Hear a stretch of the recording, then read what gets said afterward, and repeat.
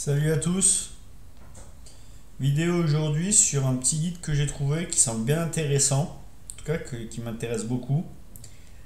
Et je trouve intéressant de le faire, c'est un guide qui a été fait par l'INSEE sur tac tac tac introduction à la géomatique pour le statisticien. Donc l'INSEE fait d'excellents documents et d'excellents guides et je trouve que ça vaut le coup de rester quelques instants sur ce guide.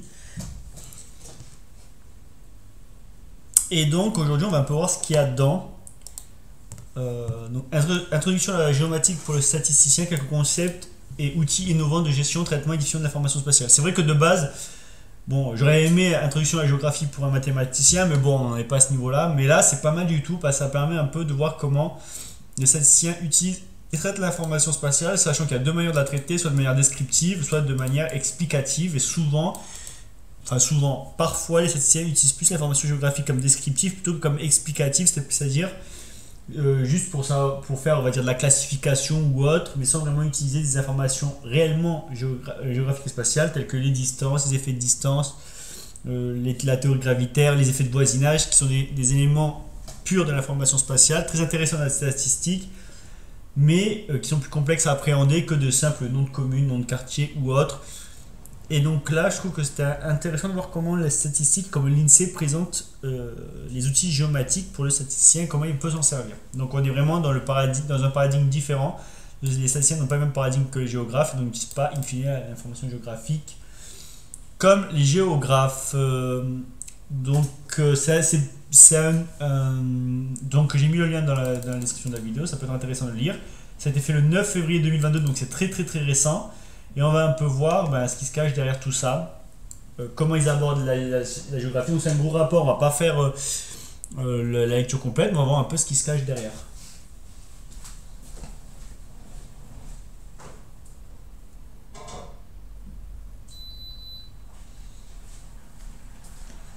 Donc, on parle vraiment de géomatique, donc géographie informatique, donc c'est plus un ouvrage sur la technique, plus que sur les concepts et les théories, même si j'ai pas lu le rapport entier, mais je vais voir un peu là. Je pense quand même qu'il y a une notion scientifique forte, inhérente à la géographie, mais on va voir, et à la mathématique, puisqu'on parle de statisticien.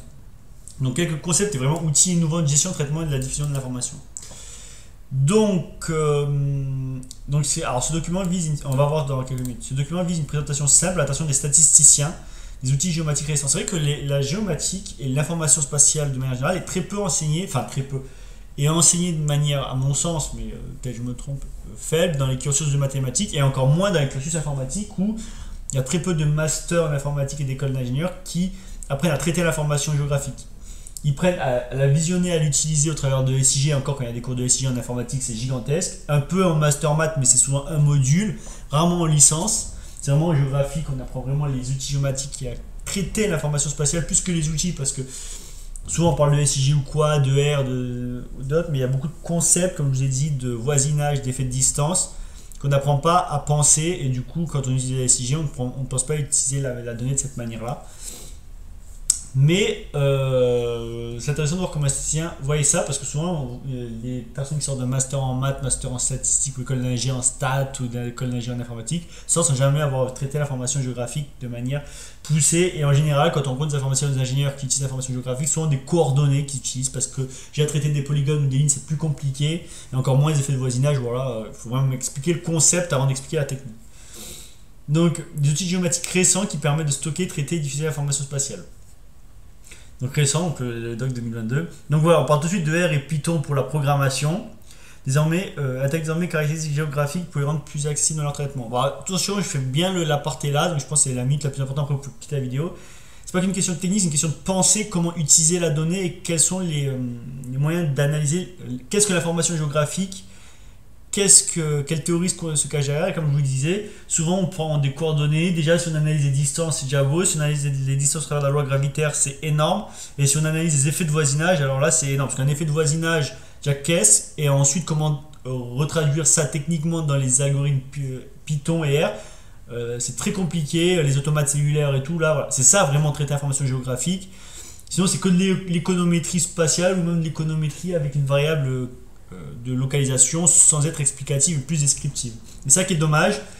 Et à mon sens, c'est très dangereux. Il y a vraiment deux types de modélisation. Il y a d'analyse de traitement d'information spatiale. C'est une descriptive, ce qui est fait dans 90% des analyses des statistiques. Une explicative, ce qui est fait dans 2-3% des études. Mais là, c'est vraiment les géographes purs qui le font. On est vraiment très loin de la statistique pure, des statisticiens purs. Et souvent, les analyses géographiques, les vraies analyses géographiques qui prennent l'espace et comme variable explicative, ce sont les géographes statisticiens et pas les statisticiens géomaticiens. Donc, faut faire attention. Voilà. Donc, c'est très très important de préciser ça parce que déjà comprendre ce que c'est que l'espace, il faut déjà 3 ans d'études pour comprendre vraiment ce que c'est que l'espace comme facteur explicatif. Pour autant, le foisonnement des technologies, les possibilités offertes par la web, technologie web, sont autant d'obstacles à dépasser par celles et ceux qui réalisent des cartographies thématiques percutantes. Tout à fait, tout à fait. Aujourd'hui, les technologies permettent de faciliter la création de cartes et de données et de représentations cartographiques au travers de logiciels informatiques statistiques purs que sont R, Python ou programmation. Donc ça, c'est vraiment du Python avec du R, vous avez toutes les librairies pour faire des cartes aussi bien que SIG. Mais néanmoins, c'est pas parce qu'on représente des données de façon cartographique qu'on a pris l'information spatiale comme variable explicative. Et ça, je tiens à le préciser. Donc ce document présente c'est une présentation unifiée des concepts géomatiques avec des extraits de code R, Python et PostGIS. Donc voilà, on est vraiment dans la technique pure. Voilà. Il se concentre sur des données vectorielles et décrit les traitements et manipulations classiques à connaître pour construire une statistique spatiale. Voilà, statistique spatiale, qu'est-ce que statistique spatiale? Est-ce que c'est une statistique descriptive, univariée, bivariée, multivariée, exploratoire, explicative? Je pense qu'on est vraiment dans de la descriptive. Il aborde aussi les outils et les flux permettant la diffusion de cartes thématiques, cartes interactives d'information spatiale. Il discute enfin le rôle de la spatialisation et de la représentation de données statistiques. Bon, clairement, j'ai pas encore lu le rapport, mais là on est vraiment dans les statistiques descriptives qui ont pour objectif de cartographier un phénomène. Donc on est très très loin de l'analyse explicative d'un phénomène avec des variables spatiales. Donc voilà, ça c'est une des analyses que je fais. Déjà, sans lire le document, je peux vous dire que c'est vraiment de la statistique spatiale descriptive et non explicative. Ce qui est déjà énorme, mais voilà, faire une carte interactive avec du Python ou du R, bon voilà, c'est pas pour moi, c'est pas dans le volet géomatique, c'est que là on parle que du volet matique et pas du tout du volet géo. C'est pas parce qu'on fait une carte qu'on est géographe, loin de là, et qu'on explique qu'on est aussi géographe, c'est la description de l'espace. Donc oui, si on peut dire que c'est de la géographie, mais pas au sens, on va dire, poussé. Voilà, c'est vraiment la géographie descriptive basique, quoi. Voilà, ce qui est bien, mais voilà, c'est pas la folie. Même si je sais que l'INSEE, au travers de ses modèles spatiaux et notamment de ONFAL, donc modèle descriptif, modèle statistique pour la démographie, je vous laisse aller voir, ils prennent l'espace comme variable explicative, notamment à travers aussi un concept qui est très fort en géographie de centralité-périphérie, au sens où espaces dépendants les uns des autres, voilà, avec des aires d'attractivité. Je vous laisse voir les modèles de l'école américaine pour ça. Donc voilà, donc on va voir un peu le sommaire avant d'attaquer ça dur. Donc les données spatiales. Déjà, qu'est-ce que les données spatiales? Ah bien, il y a un volet sur la géographie. Alors, on voit la géographie et tout de suite après dans les logiciels R. Donc 0, les ingénieurs d'INSEE sont supérieurs à moi en tout point. Mais quand je vois que la géographie vont tout de suite dans les logiciels R, je dirais, souhaitez bien de définir qu'est-ce que la géographie, qu'est-ce que le paradigme de la géographie. Voilà, et là tout de suite, donc on voit que c'est un ouvrage très technique sur non pas la géographie, mais vraiment le volet informatique de la représentation de données spatiales. Le stockage des données, voilà, fichier Cartoon, non vraiment c'est la technique. Ça c'est bien la création d'une couche carreauée à partir de données ponctuelles, ça c'est intéressant pour le coup. C'est un ouvrage, je pense que c'est un document intéressant, mais voilà. Traitement des données spatiales, fonction et transformation de données géométriques en données surfaciques, ça c'est intéressant, voilà. Ça c'est quelque chose d'intéressant pour vous. Techniquement c'est intéressant, simplification des données surfaciques, transformation des données surfaciques, c'est pas mal. Transformation complexe en mettant en relation plusieurs éléments d'une couche ou plusieurs couches, donc ça c'est pas mal, du croisement d'analyse. Et explication des manipulations de données spatiales. Diffusion dynamique de l'information spatiale, donc voilà, les flux géographiques, les web services, donc ça on connaît. Et analyse de séries de documents de travail à utiliser. Donc bon voilà, c'est l'outil technique qui parle des éléments d'une architecture SIG et avec un peu plus ou moins orienté Python et R. Donc, quand je vois ça, c'est déjà ultra intéressant. Je trouve 67 pages qui doivent être très très bien faites, mais sur de la technique. Voilà. On n'apporte pas trop le volet scientifique de la chose, plus le volet technique, mais c'est très très intéressant. Et donc merci quand même à l'INSEE de faire ce genre de documents de vulgarisation. Et juste, je voulais voir un truc parce que l'INSEE fait énormément de documents intéressants et j'ai vu accéder à la bibliothèque. Donc, il y a des numéros sur la méthodologie statistique, sur les modèles statistiques, alors un peu sur les résultats d'enquête, On va voir un peu les modèles statistiques, c'est ce qui m'intéresse le plus. Microsimulation Ines, dynamique Destiny, Mésange, Mélèze, voilà, Onfal. Ouais, la démographie, Onfal, macro, éco. Donc Onfal, c'est très intéressant. Modèle de projection démographique, sur comment l'INSEE fait ses projections démographiques. Et là, vous avez le guide statistique entier qui permet de savoir comment l'INSEE permet, quelles variables ils mettent dans leur modèle, quelles sont les équations mathématiques qu'il y a derrière Onfal. Donc c'est très poussé statistiquement, hein. Je pense qu'on est vraiment dans le niveau de recherche bien comme il faut, mais c'est très intéressant. Et puis il y a d'autres modèles que je ne sais pas, des modèles macro-éco. Donc la géographie et l'économie, c'est très intéressant aussi. Et la modélisation économique, les modèles de simulation macro-éco sont très intéressants. Déjà, qu'est-ce que la macro-éco, qu'est-ce que la micro-économie? Modèle de micro-simulation dynamique Destiny, donc je ne sais même pas ce que c'est, mais c'est très intéressant. Et Ines, donc il évalue en particulier l'impact budgétaire. Donc voilà, c'est des modèles financiers. Donc voilà, Onfal, un jour on verra ce que c'est Onfal dans le détail, mais pour l'avoir lu, mais il y a des années dans le détail, c'est très poussé. Hein, c'est très poussé. Là, on est vraiment dans... Bon, enfin, en tout cas, moi, j'ai pas les compétences statistiques pour tout comprendre, mais c'est en tout cas ultra intéressant d'avoir la logique, comment l'INSEE modélise comment l'INSEE fait de la prospective sur la population, quelles variables ils prennent en compte, quel poids ils donnent aux variables, les échantillons, enfin voilà.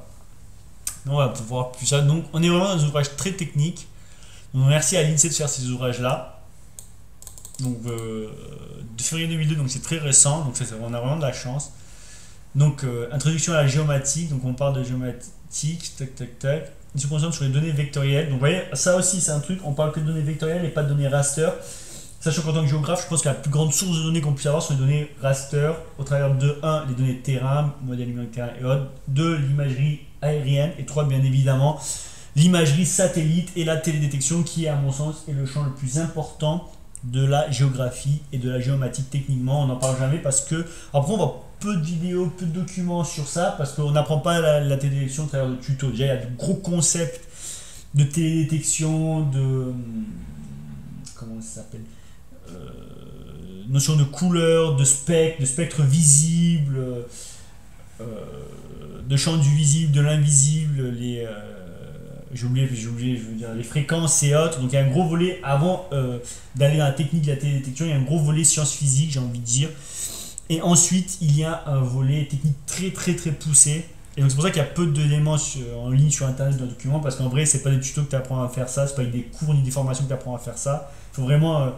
enfin, si, il faut des formations universitaires très poussées de plusieurs années pour maîtriser les concepts de la télédétection et in fine les outils de télédétection qui sont complexes à appréhender, parce que la thématique est très complexe à appréhender. Et voilà, et typiquement le fait que ce document ne s'attache pas vraiment à l'analyse des données raster, mais uniquement des données vecteurs, ça montre bien que, passer un certain cap, il faut vraiment être plus que statisticien, quoi.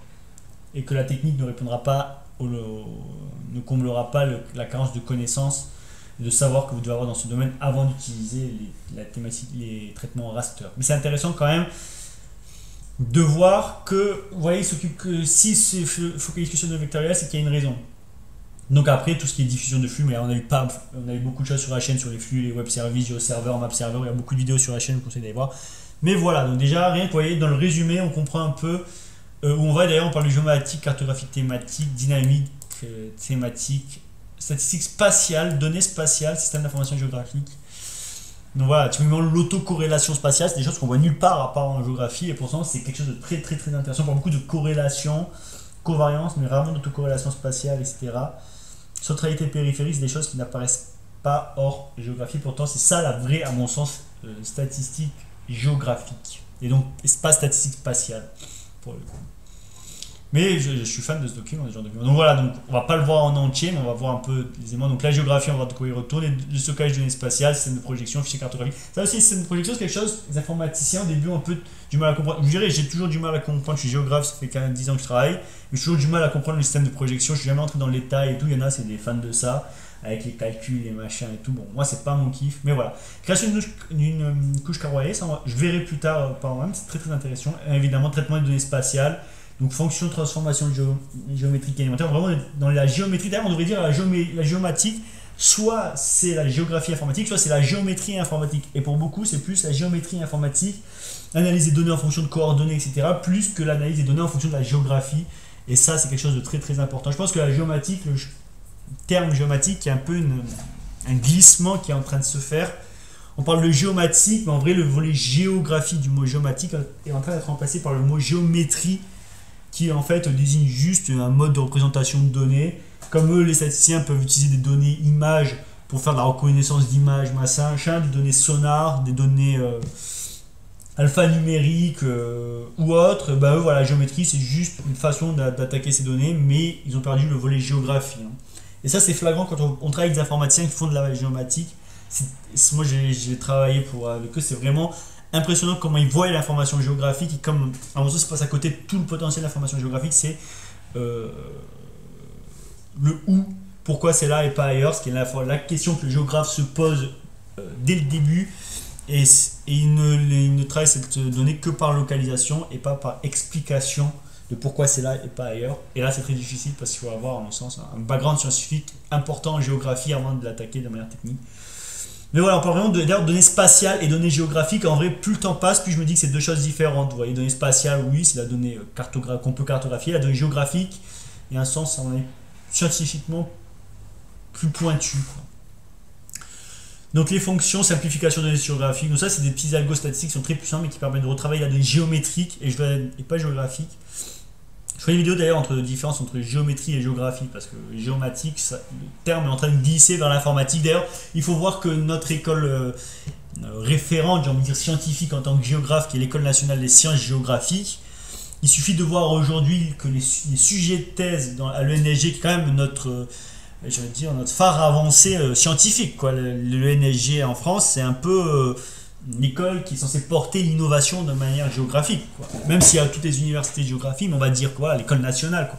Il est impressionnant de voir qu'aujourd'hui l'ENSG c'est une école d'informatique et pas de géographie. Il suffit de voir les cursus et que la majorité des thèses qui sont proposées, pas toutes à l'ENSG mais beaucoup, sont des thèses informatiques, représentation de données, modèle informatique, plus que des thèses sur la réflexion sur qu'est-ce que la géographie, l'épistémologie de la géographie, notre paradigme, l'évolution de notre paradigme.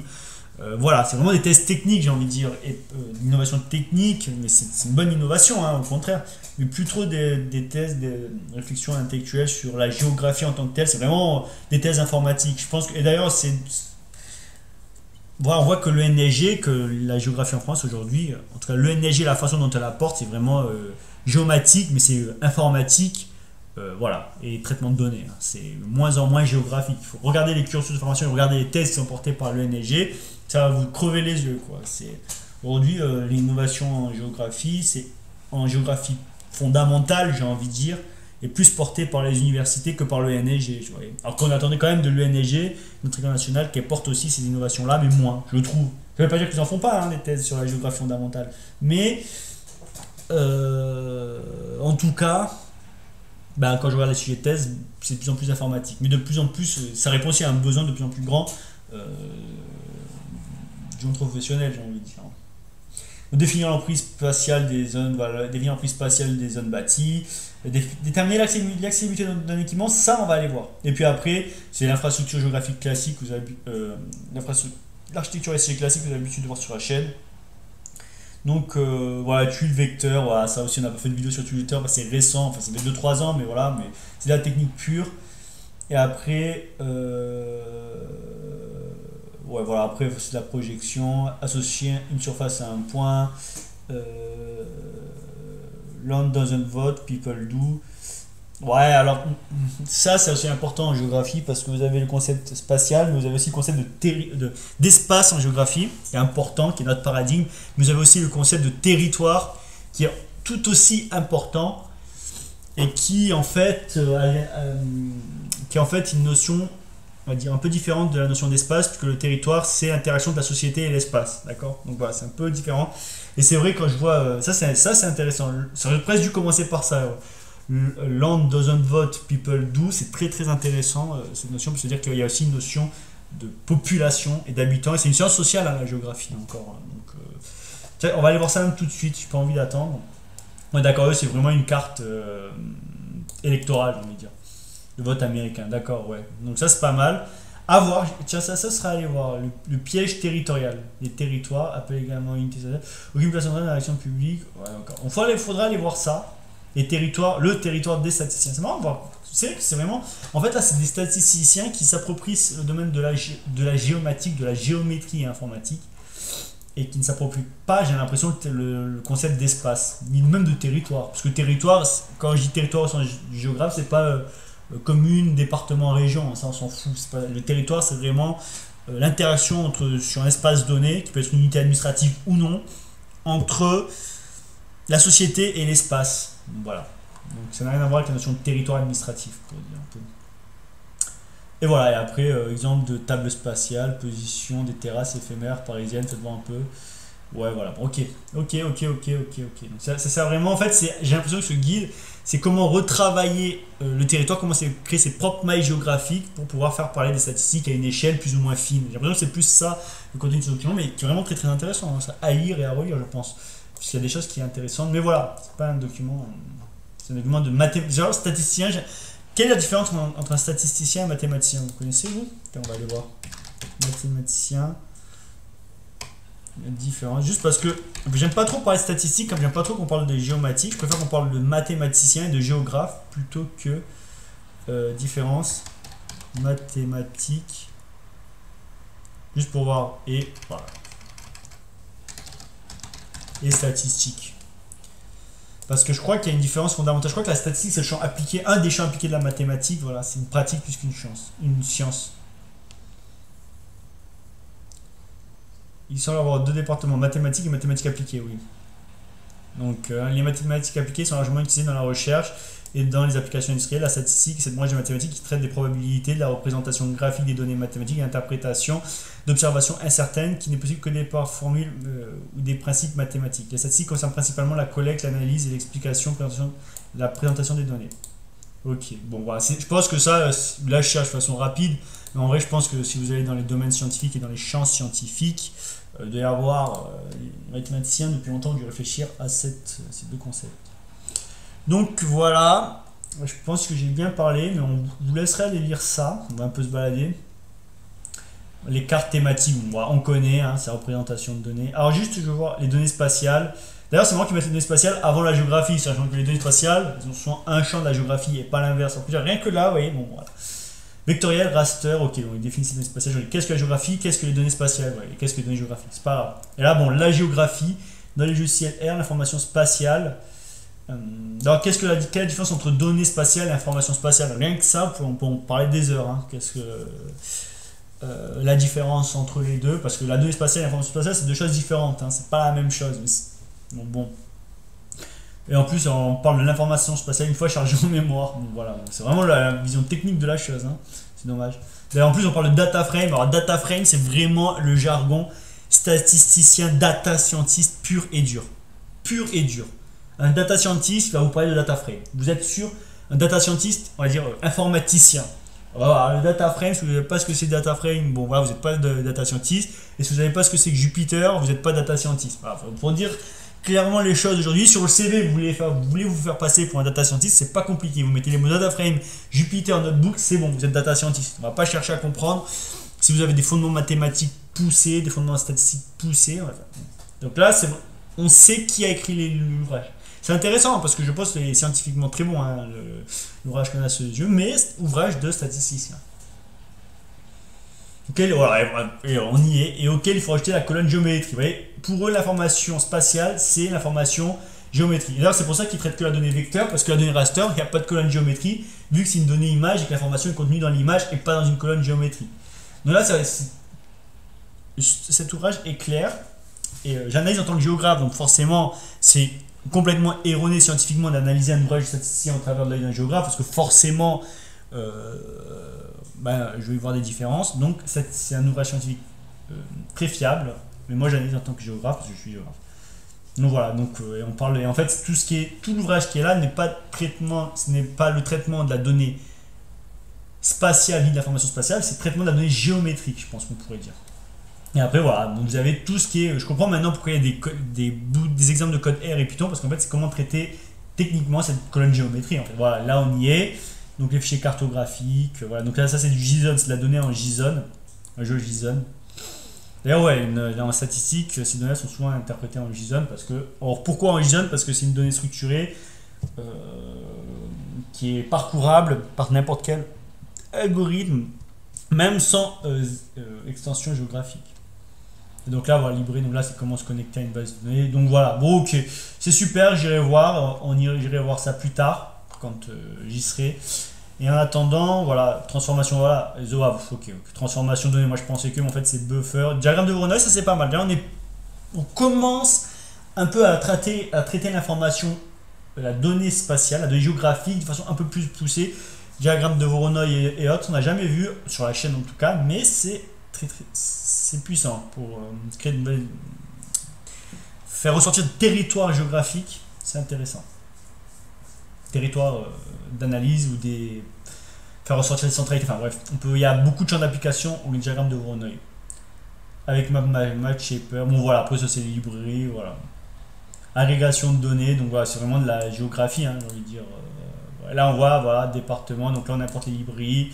Et là, après, bon, on voit les. Ouais, GeoPandas aussi, si vous êtes data scientist, vous connaissez GeoPandas évidemment. De mémoire, c'est une librairie de représentation de données spatiales, hein, GeoPandas. Voilà, pour ce qui permet d'analyser les données, de les représenter de façon simple en Python avec une librairie où toutes les fonctions sont d'ores et déjà disponibles.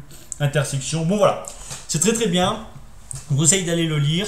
Et après, c'est plus de l'ordre de l'architecture, diffusion de l'information spatiale, les web services et autres. Voilà. Donc, merci à l'INSEE d'avoir fait ce document qui est très intéressant et qui tend à vulgariser les éléments. J'aime beaucoup. Merci à l'INSEE d'ailleurs pour tout ce qu'il faut comme données et tout. Mais voilà. Il y a mathématiques, statistiques, géographie. Et entre la statistique et la géographie, il y a la statistique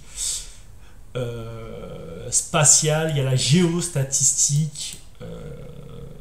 Voilà, c'est encore un petit peu la statistique spatiale et la géostatistique, c'est un peu deux choses différentes aussi, hein, même bien comme il faut. Voilà, je vous remercie d'avoir regardé cette vidéo. N'hésitez pas à mettre des commentaires. Et puis, je vous dis à bientôt pour de nouvelles vidéos. Ah salut, j'ai même pas, attendez, j'ai même pas lu, j'ai même pas regardé le chat parce que j'étais tellement pris dans le truc. On ne voit pas le lien du document. Ouais, les longueurs d'onde, effectivement sur les thèses et aussi même des offres d'emploi, c'est vraiment ça. Ouais, complètement, Joseph. On est vraiment dans la statistique informatique dans les offres d'emploi. Alors que la plupart des startups montantes ont tout simplement les cartos Uber, Airbnb et autres qui utilisent la carto du point de vue informatique, mais la dimension géographique purement. Ça, c'est vrai. J'ai une petite question concernant le langage de programmation. Les langages les plus utilisés dans la géomatique sont Python, JavaScript et Java. Je ne sais pas ce que tu en penses. Moi, j'aurais dit, bon, alors, ça dépend le métier, parce que la géomatique, il y a beaucoup de métiers. Si tu t'orientes vers un métier de développeur, Python, Java et, j'ai envie de dire, Golang parce que c'est un langage optimisé. Si tu t'orientes vers un volet data scientist, c'est Python, R, TensorFlow. Voilà, pour faire simple et clair, data scientist, on est dans ce truc. Et bien sûr, ne jamais oublier le SQL. Alors, je ne crois pas que le SQL soit un langage de programmation en tant que tel, mais en plus, je vais donner des cours de base de données avec des trucs. C'est un langage, si c'est un langage, pas de programmation, c'est un langage qui permet de communiquer avec une base de données. Donc voilà, et le SQL qui est essentiel. Mais en tout cas, voilà, je pense que le SQL, tu ne peux pas y couper. Python, R, TensorFlow si tu fais des data scientist ou géodata scientist. Et sinon, Python, Java, Golang pour le volet serveur si tu es développeur plus. Voilà, JavaScript bien évidemment. Bien sûr, si tu es administrateur, ouais, JavaScript, HTML, peut-être PHP si tu es en développeur web. Donc voilà, parce que dans le développement, il y a encore pas mal de choses. Donc voilà, oui, suivant le métier vers lequel tu orientes dans la géomatique, si tu es plus développeur web, donc là évidemment sur le langage web, HTML, JavaScript, CSS, PHP, même Python dans une certaine mesure. Si tu es plus data scientist, c'est Python, R, TensorFlow. Si tu es plus dans le volet administration, Python, Java, Golang. Donc voilà, et dev logiciel, voilà, pour faire simple. Et même ouais, Java si tu fais l'applicatif mobile pour des données géographiques. Donc voilà. Merci à tous d'avoir été là. Je vous dis à plus pour une nouvelle vidéo. Donc franchement, je préfère faire des vidéos un peu scientifiques comme ça me plaît plus. Et je vous dis merci, à bientôt. N'hésitez pas à commenter.